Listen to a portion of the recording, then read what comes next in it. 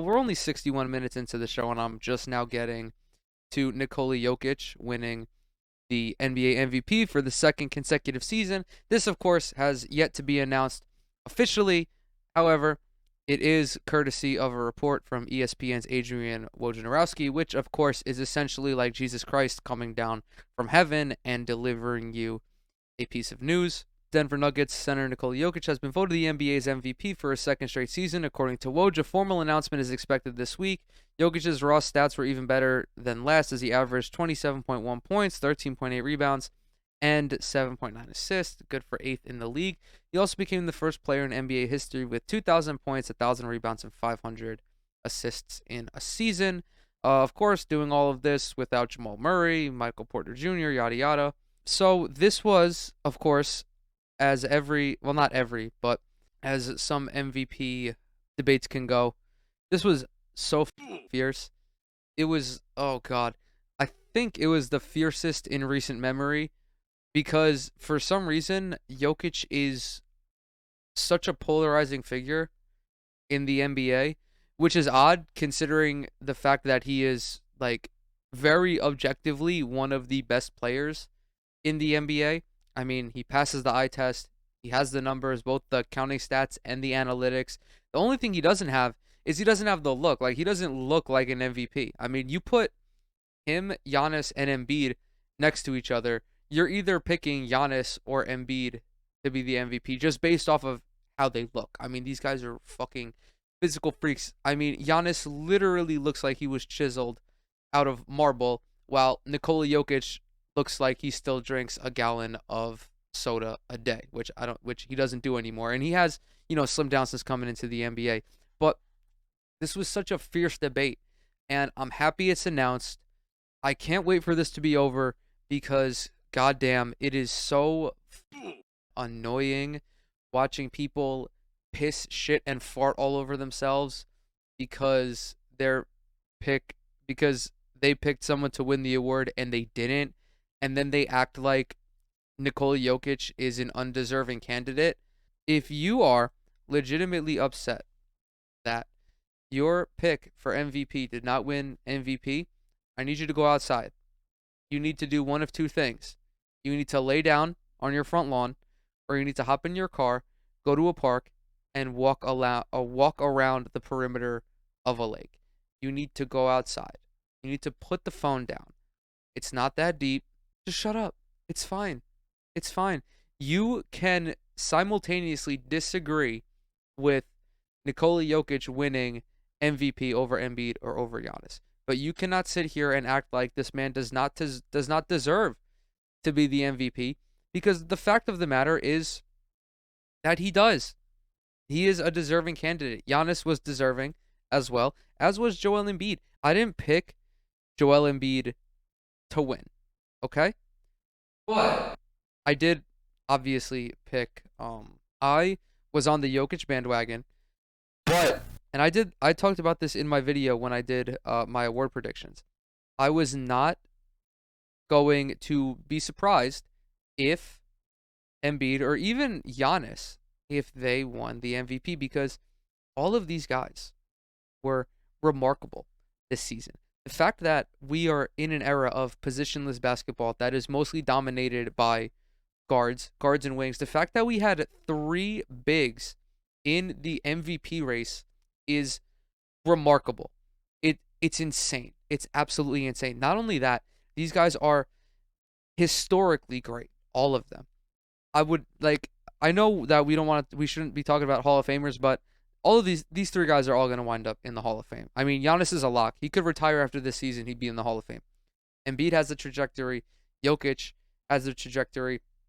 On top of them being from 3 different countries and having also the talent, they also have, they're winning these awards on merit.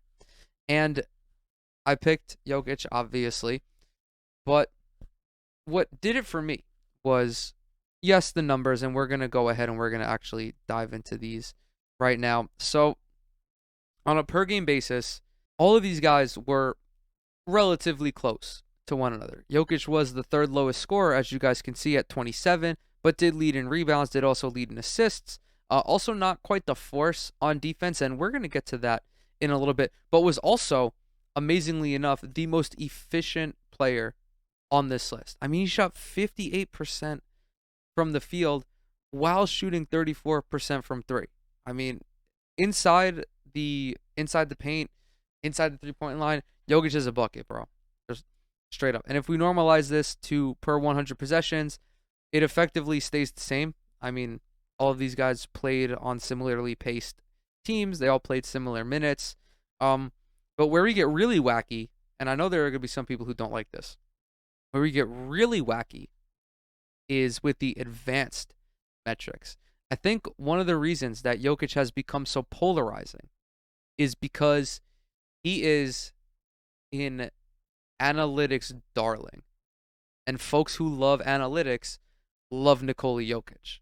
But I don't think people who do the eye test bullshit, like, first of all, I wanna say this. The divide between eye tests and analytics is fucking stupid.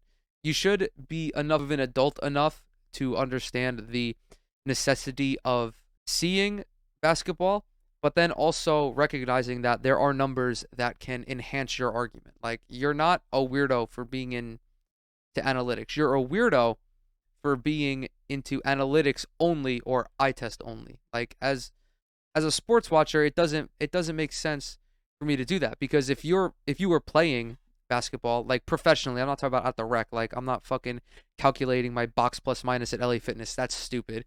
But if you're playing at the professional level and you want to become the best player possible, you would work with the analytics team to see what holes are in your game and, build on that. Like, very much like if you have a weak right hand, to work on your right hand. It applies the same way to analytics. Like, I don't think that you can build an argument for a player solely on analytics or solely on the eye test, because there are a lot of guys who pass the eye test simply because they accumulate raw counting stats. But in a vacuum, counting stats are cool, but nothing in sports happens in a vacuum. You have to apply context to every situation. So there needs to be a balance. And some guys get really wacky. I know there are certain people on NBA Twitter who are like, oh, if you take these very specific counting stats from Nikola Jokic's first 5 years and you mix them all together and you then mold them into a dildo, he's the greatest player of all time. It's like, no, that's not how that works. There is certainly more context to that conversation. I mean, yeah, obviously, all of the all-time greats like LeBron, Kareem, Magic, Michael, obviously, they all have great analytics, but you can use those in conjunction with all of the other stats and all the accomplishments and, their long-lasting impact on the game. So in terms of analytics, Jokic ranks first in PER, win shares per 48 minutes, win shares overall, box plus minus, and VORP. Joel Embiid is actually the worst of these three, not by much, though. So now the issue with this, and this is what confuses me about people's reliance on analytics sometimes. I just got done shitting on eye test people. Now I have to shit on analytics people. There is one metric that I do not like at all, and it is defensive box plus minus. Because you are absolutely insane if you look at Nikola Jokic and tell me that he's a better defender than Giannis Antetokounmpo. That is what defensive box plus minus is effectively saying. The definition, a box score estimate of the defensive points per 100 possessions a player contributed above a league average player, translated to an average team. These numbers are all relative to the league average. There is no planet that exists in our galaxy where Joel Embiid and Giannis Antetokounmpo are worse defenders than Nikola Jokic. It simply does not exist. It's not a real thing. And of course, I'm being very nitpicky here, and I think everyone knows the flawed nature of so many defensive metrics because it's so difficult to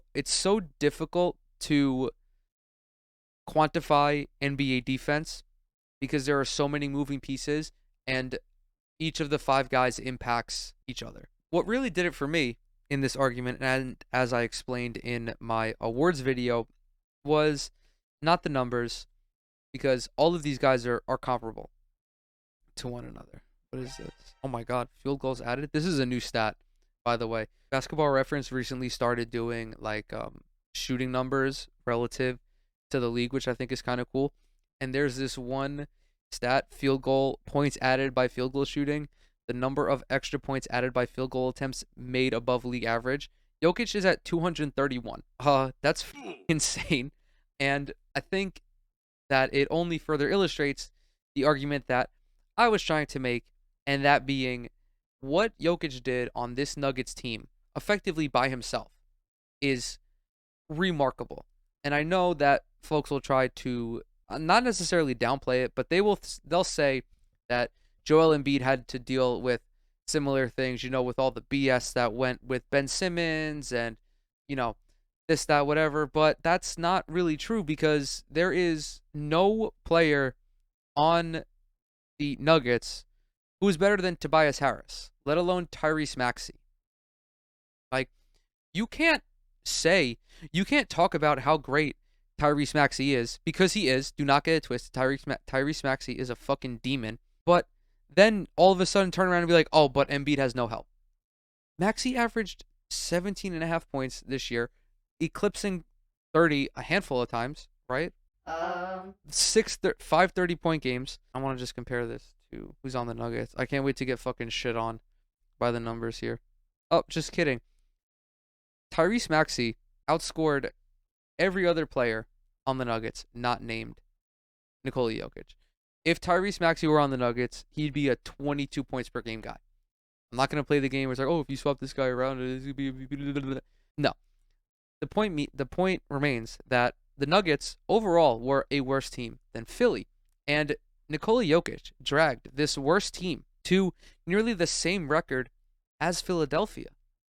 Granted, the Western Conference was relatively weak this year, at least compared to the East. I mean, the Eastern Conference, I don't know what the fuck happened, but God, it was a gauntlet that you had to run to make it to the playoffs. But you can't ignore the fact that Philadelphia was better than Denver this year. And even still, Denver was comparable in terms of record, despite on paper having a worse team. And that was all because of Nikola Jokic. That's my argument. Now, again, I need to make this abundantly clear. I'm not upset that Joel Embiid was considered for the award. I'm not going to be upset when it comes out that Jokic won by 2 points or whatever, and that Embiid almost did in fact take the award. No, none of that bothers me because who fucking cares? Cool, Nikola Jokic won the MVP. If anything, I shouldn't care because nobody on the Nets was considered for the MVP, although if Kevin Durant never got hurt, he probably would have won it. But also, the depth of this class was insane. There was Giannis, there was Embiid, there was Jokic. Those are just the finalists. You had Jason Tatum, who you could have made a case for. You had Luka Doncic, who you could have made a case for. You have Devin Booker and Ja Morant, both of whom could have been finalists if they didn't get hurt towards the end of the year. Well, Devin Booker, I don't think was hurt. He was just taking games off because load management, whatever. But if you're down bad over this as a Sixers fan or as a Bucks fan, you need Indeed.com. Straight up.